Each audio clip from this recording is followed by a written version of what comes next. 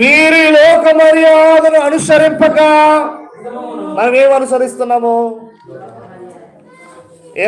శుక్రవారం రోజు అయితే ఇంట్లో ధనము బయట ఇవ్వకూడదు. ఒకవేళ డబ్బులు ఇచ్చేటప్పుడు గుమ్మము దాటి ఇవ్వాలి.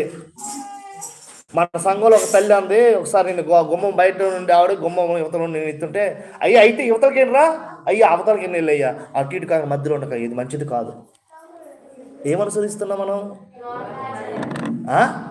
అమావాస్య వచ్చిందనంటే ఏం చేస్తున్నాడు అంటే గడ్డి పరుగులు తీసుకొచ్చి అవుతుండండి, గడ్డి పరుగులు తీసుకొస్తున్నారు.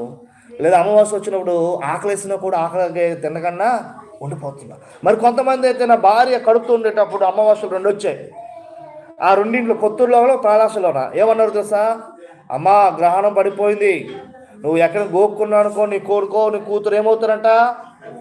మాట్లాడండి, ఏమవుతారంట చెప్పండి. ఇన్ని మాటలే కదా. మూతొంకో, ముక్కొంకో, చెవెంకో, కాలు అంకో వస్తారు. మరి వచ్చిందా? కత్తితో కొయ్యకూడదు. అయ్యో నవ్వు కాదు, ఇలాంటి అనుసరించేవారు. ఏమా లక్ష్మమ్మ ఆచరించుంటావు, ఆచరించక